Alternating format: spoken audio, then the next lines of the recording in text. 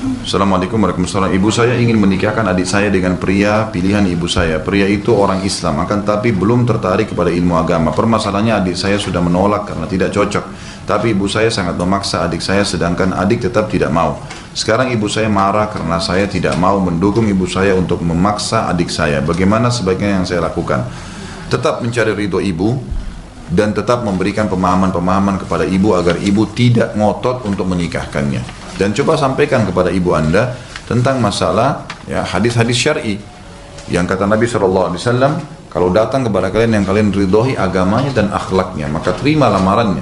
Kalau tidak terjadi kerusakan di muka bumi. Nabi SAW yang suruh kita mendahulukan iman dan akhlak, bukan cuma karena kekayaan gitu ya. Dan tidak berdosa, tidak durhaka seorang anak kalau dia tidak suka kemudian dipaksa orang tuanya masalah menikah. Bahkan di dalam buku-buku fikih termasuk buku Bulughul Maram ada hadis-hadis yang diangkat, dan ini Bapak Ibu bisa ikutin. Ya, mungkin Bapak yang bertanya bisa kembali kepada ceramah saya di Bulughul Maram di bab nikah. Saya tidak ingat hadis keberapa, mungkin hadis yang ke-1000 sekian. Tapi ada hadis yang disebutkan kalau pernah ada wanita, anak gadis menikah karena dipaksa oleh orang tuanya. Lalu dia tidak bisa jalankan rumah tangganya. Dia mengeluh kepada Nabi SAW, lalu Nabi ceraikan. Jadi tidak boleh orang tua, bukan berarti karena dia orang tua lalu dia mau memaksa segala-galanya, itu nggak boleh. Ada hak-hak anak yang tidak boleh dilanggar, termasuk masalah menikah.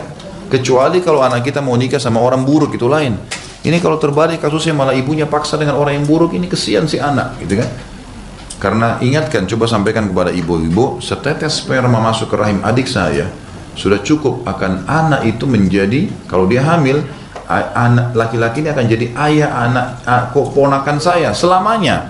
Kalau dia buruk maka akan jadi masalah. Jadi ibu tolong doakan, rayu ibu itu, berikan doakan supaya dapat pasangan yang baik dan seterusnya.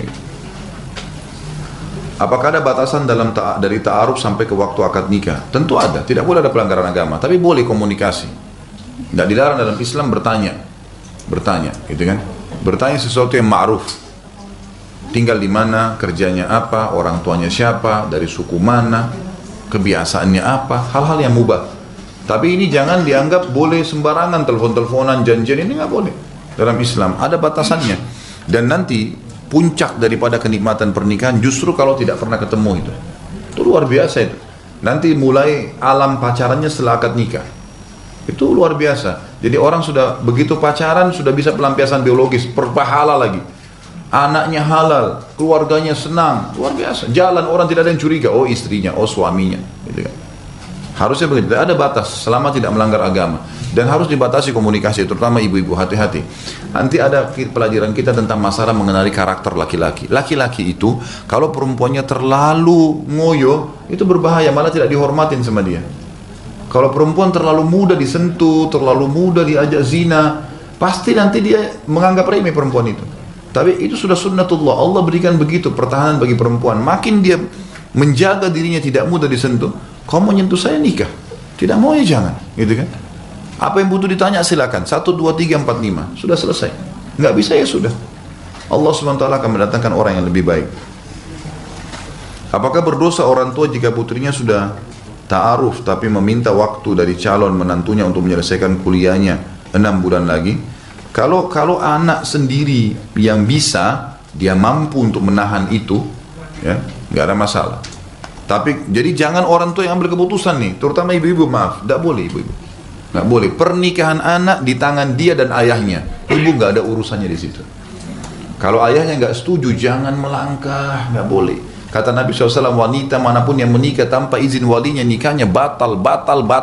Walaupun ibu setuju 1000 kali, ayahnya bilang tidak, batal nikahnya anak itu. Nggak boleh. Itu bukan lingkupnya ibu, jangan masuk di wilayah itu.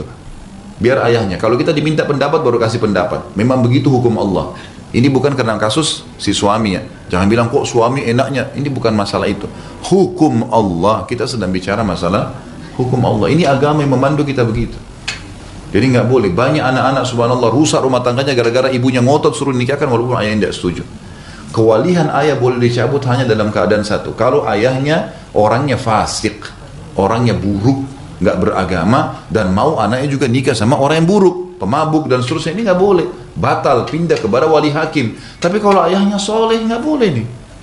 Nggak boleh, jangan langkahin itu. Karena memang kewalian di tangan dia.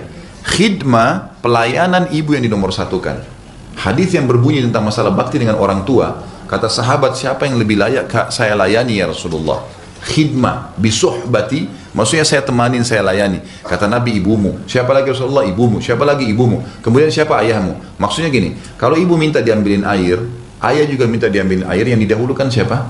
Ibu. Khidmah. Nak antar saya ke sini, ibu bilang begitu, ayah bilang nak antar saya, ibu yang didahulukan. Tapi dalam masalah izin keluar rumah, dalam masalah nikah, dalam masalah penisbatan nama, gak boleh kecuali ayah. Gak bisa ini dibantah. Bahkan kata Nabi SAW, siapa yang membenci ayahnya, dia telah kufur. Boleh. Orang izin keluar rumah tanpa izin ayahnya itu bisa bahaya, dilaknat. Ya, baik itu anak-anak ataupun si istri. Ini harus kita tahu ada batasannya. Saya memiliki anak laki-laki usia 20 tahun dan sedang dekat dengan seorang gadis. Maaf, tadi yang saya titik beratkan pertanyaan itu. Jadi orang tua jangan mencampuri. Dia keadaan anak ya. Anaknya mampu menunggu ya tidak apa-apa. Dan itu harus ada udzur syar'i. Tidak ada hubungannya masalah selesai sekolah dengan menikah, Bapak Ibu sekalian. Teman-teman saya lihat dengan mata kepala saya sendiri, waktu masih kuliah di Madinah tahun 90, mereka masih tingkat 1, tingkat 2 kuliah, menikah bawa istrinya ke Saudi, prestasi itu kuliahnya. Nggak ada masalah sama sekali. Bahkan subhanallah bisa meredam syahwat mereka di tempat kuliah. Banyak anak laki-laki ngeluh sama saya mengatakan, Ustadz, saya, gitu kan, dia bilang saya begitu faham sunnah, sudah ikut pengajian, saya tahu saya harus menikah. Saya tahu harus menikah. Tapi ibu saya, ayah saya tidak izinkan, harus selesai kuliah. Saya masih baru tingkat 1 kuliah.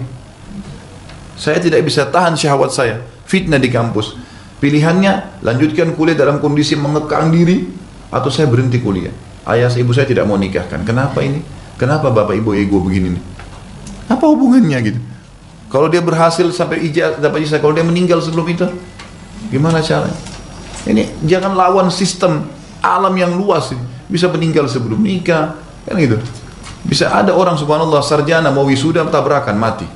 Pernah ada pegawai ayah saya di kota Makassar begitu. Subhanallah, pas mau sarjana wisuda, mau nikah seminggu kemudian tabrakan, waktu keluar dari wisuda mati, ajalnya datang. Orang tuanya sampai nyesal kenapa nggak nikahkan dari dulu. Kesian, itu kan. Jadi jangan tarik tolok ukur anak kita kepada kita, tidak boleh. Dan jangan pernah warisi keburukan kepada anak-anak Bapak Ibu sekalian. Banyak ibu-ibu maaf, hamil di luar nikah sebelum nikah. Dia mau juga anaknya hamil di luar nikah. Ini warisan buruk. Buktinya dia biarin anaknya sembarangan. Nggak boleh ini, gitu kan? Kalau kita bisa baca Quran umur 30 tahun, 40 tahun, jangan anak kita 6 tahun harus hafal Quran. Harus yang baik, berubah, gitu kan? Maka jika harus lebih baik, jangan salah. Saya memiliki anak laki-laki usia 20 tahun yang sedang dekat dengan seorang gadis. Saya khawatir akan terjadi perzinahan. Haruskah saya nikahkan secara siri, mengingat mereka berdua masih kuliah? Jika nanti mereka sudah selesai kuliah dan bekerja, bolehlah dilakukan akad nikah dan walimah seperti lainnya pernikahan pada umumnya. Kenapa harus nikah siri? Kenapa nggak dinikahkan? Nggak usah malu, Bapak Ibu sekalian. Nggak usah malu dengan, oh nanti anaknya belum selesai kuliah sudah nikah. Iya, nggak apa-apa. Apa yang aib di situ? Persepsi ini harus dilawan nih, gitu kan? Persepsi negatif ini semua prasangka muslim, ya, perasaan muslim, apa saja, semua itu harus tunduk kepada hukum Allah. Allah bilang A, baik, walaupun dunia mengatakan buruk, kita mengatakan baik. Allah mengatakan baik, buruk, walaupun seluruh dunia mengatakan baik, kita mengatakan buruk. Itu orang muslim. Agama jadi patokan, gitu kan. Pertanyaan terakhir, apakah ada tanda-tanda jika seseorang adalah jodoh kita? Jadi gini, takdir ada dua macam, ada ikhtiar, ada mutlak. Takdir mutlak, Bapak Ibu sekalian, tidak ada campur tangan kita di situ. Misal, lahir dari rahim ibu siapa ibu kita, siapa ayah kita, kita nggak bisa milih. Lahir ini ibumu, ini ayahmu. Anak kita nggak bisa milih. Fungsi anggota tubuh, mata melihat, telinga mendengar, kuping mendengar tadi, kemudian lidah mengecap, bibir mengucap, tangan memegang, kaki melangkah. Ini semua sudah tidak bisa diubah. Nggak ada orang bisa makan dengan matanya, ya, melihat dengan telinganya, nggak bisa. Sistem alam, pergantian siang malam, hujan, musim, tidak bisa dilawan, itu mutlak. Termasuk dalamnya adalah sebagian rezeki dan ajal. Ini nggak ada campur tangan kita. Rezeki termasuk misalnya air sama teh ini saya nggak pernah pesan, lalu dikasih. Kita lagi duduk di rumah dikasih makanan. Orang tua kita banting tulang, kita dapat warisan. Mutlak datang kepada kita. Ini mau tidak mau akan datang rezeki ini. Kata Nabi SAW, tidak ada jiwa yang meninggal dunia kecuali rezekinya akan dilengkapkan. Maksudnya rezeki mutlak. Ada yang takdir kedua namanya ikhtiar. Ikhtiar ini berhubungan dengan perilaku seorang hamba, pilihan dia. Seperti makan, minum, aktivitas sehari-hari, tidur. Masuk dalamnya menikah. Masuk dalamnya menikah. Masuk dalamnya juga memilih kebenaran dan kebatilan. Masuk Islam atau tidak. Itu namanya takdir ikhtiar. Artinya Allah catat di Lauhul Mahfuz tapi sesuai dengan pilihan hamba itu. Dia yang milih, dia yang tentuin. Misal saya mau menikah dengan A, B, C, lalu saya pilih si B. Pilihan saya. Allah SWT cuma berikan petunjuk, cari yang baik, yang beriman, gitu kan. Mau lebih jelas istikharah, saya akan berikan petunjuk. Tapi pilihan dia, itu namanya takdir ikhtiar. Dalam masalah jodoh ini ikhtiar kita. Ikhtiar. Dan kita pada saat tidak mau, salah kalau ada orang bilang jodoh saya belum datang, ini keliru. Pertanyaan saya kepada orang yang berkata seperti ini, berapa banyak orang yang telah Allah utus Anda tolak? Yang putih datang gak mau, yang hitam datang gak mau, yang gemuk gak mau, yang pendek gak mau, maunya apa ini? Rewel dia sendiri. Gak mau yang ini, terlalu gemuk, baik Allah kirim yang kurus. Terlalu kurus, ya. Datang yang tinggi, ini terlalu tinggi, banyak, dia yang nolak. Coba kalau dia tangkap sinyalnya Allah Subhanahu Wa Taala, oh ya ini sudah datang orang melamar, oh ini orang yang saya cenderung, istikharah, Allah akan mudahkan jalannya. Jadi tidak ada tanda khusus kecuali kita sudah tahu orang itu datang misalnya, atau memang ada kecenderungan mengungkapkan ingin menikah, kita tinggal istikharah, Allah tinggal mudahkan. Bagaimana proses pernikahan secara syar'i? Ini ada bahasan juga sendiri, nanti ada di buku kita ini, dan ada juga insya Allah di materi saya sudah diangkat di YouTube Manajemen Rumah Tangga Islam. Pertama, nggak boleh ada pelanggaran agama. Pernikahan Islam tidak boleh ada pelanggaran agama. Tidak boleh ada pelanggaran agama, tidak boleh zina sebelum nikah. Ya, gitu. Tidak boleh terbuka aurat di acara gedung. Gitu. Jadi tidak boleh ada ikhtilat, campur baur. Berapa banyak acara pernikahan di Jakarta menghasilkan perzinahan karena ajangnya luar biasa, gitu kan? Musik yang dibolehkan adalah perempuan memukul gendang sesama perempuan. Selain daripada itu tidak dibolehkan. Ini hukum syar'i. Jadi kalau panggil artis perempuan nyanyi, nari-nari di depan orang semuanya, akhirnya laki-lakinya pada sorak-sorak, lihat aurat, silakan panen dosa, gitu kan? Memang sudah begitu. Dan banyak terjadi anak muda laki-laki perempuan datang jadikan ajang pernikahan di gedung-gedung mewah untuk berzina. Mereka bertemu janjian, akhirnya nginap di hotel di atas, mereka hanya berzina. Banyak terjadi. Siapa yang nanggung semua? Pembuat acara, punya andil. Gimana caranya? Nggak boleh ada kemaksiatan. Yang kedua, pernikahannya harus ada wali wanita. Yang ketiga, ada mahar. Wali ini ayahnya ya. Tidak ada ayahnya, saudaranya. Kalau dia janda punya anak laki-laki boleh jadi walinya, pamannya. Pokoknya ada laki-laki. Fungsi wali ibu-ibu sekalian untuk membela diri anda. Supaya laki-laki yang akan jadi suami kita tahu, oh ini ada laki-lakinya juga di belakang. Mereka nggak akan menganggap remeh. Itu wali, fungsinya ada. Dan Nabi mengatakan tadi siapa yang nikah tanpa izin walinya, nikahnya batal, nggak bisa. Yang ketiga, harus ada mahar. Mahar adalah sesuatu yang ditaruh pada saat akad nikah disebutkan. Dan makin sederhana, makin besar berkahnya. Kata Nabi SAW, aktsaruhunna barakah, aqalluhunna mahra. Wanita yang paling sedikit maharnya, yang paling banyak berkah pernikahannya. Kalau kita alhamdulillah Indonesia sudah bagus ya, perangkat sholat, mungkin cuma 5 gram emas, itu bagus. Karena pernikahan bukan ajang menjual anak. Bukan ajang bisnis di transaksi, berapa kau kasih, berapa ini, dan seterusnya. Kemudian yang keempat adalah diiklankan pernikahan itu, diiklankan. Jadi kata Nabi SAW kepada Abdurrahman ibn Auf, Abdurrahman tiba-tiba sudah nikah dan orang Nabi SAW tidak diundang. Kata Nabi, kenapa kau berubah ya Abdurrahman? Dia bilang, saya sudah nikah dengan wanita Ansar ya Rasulullah. Abdurrahman ibn Auf adalah muhajir dari Mekah. Lalu kata Nabi SAW, aulim walau bisyad, iklankan walaupun dengan seekor kambing saja. Jika orang tua mengatakan nanti saya nikah, nanti saja nikah, kerja dulu, apa yang harus saya lakukan? Saya memang baru tamat kuliah, seorang ikhwan. Jelaskan kepada orang tua anda bahwasanya kebutuhan saya terhadap pernikahan sudah ada dan harus, tidak bisa tidak. Jelaskan apa sambil doakan mudah-mudahan Allah SWT membuka hatinya. Allahu a'lam. Pertama, bagaimana dengan umroh yang dilakukan berulang kali dengan 1 kali perjalanan? Ya. Jadi ada 2 pendapat ulama. Yang pertama adalah mengatakan 1 kali perjalanan, 1 kali ibadah. Jadi 1 kali haji, jelas 1 kali haji. Kalau umroh 1 kali umroh juga. Ini pendapat yang pertama. Mereka beristidlal dengan dalil mengatakan tidak pernah ternukil kepada kita bahwasanya Nabi SAW dan juga para sahabat umroh sampai 2 kali dalam 1 kali perjalanan.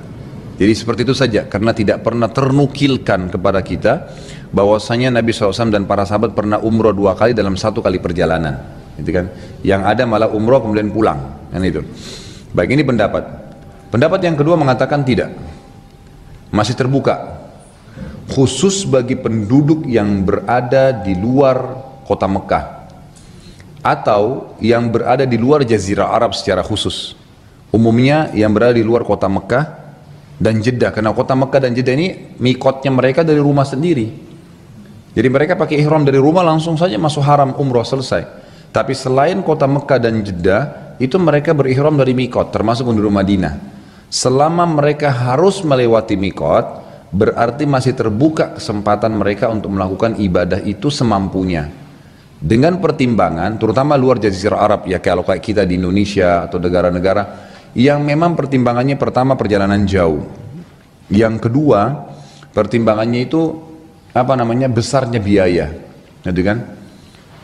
Waktu yang dipakai, selain jarak jauh capek misalnya, jaraknya walaupun naik pesawat, tetap safar itu kita atau minal adab kata Nabi SAW. Ada bagiannya yang termasuk adab. Jadi orang merasa tidak nyaman dengan safar, letihlah, capeklah, sumpek dan seterusnya. Jadi ada banyak pertimbangan, gitu kan? Jaraknya, capeknya, dan biayanya gitu. Seperti kalau kita di Indonesia misalnya, sekarang umroh itu tidak akan kurang dari 20 juta. Walaupun memang itu sudah masuk paket 9 hari. Tapi siapa saja yang bisa mengumpulin uang 20 juta?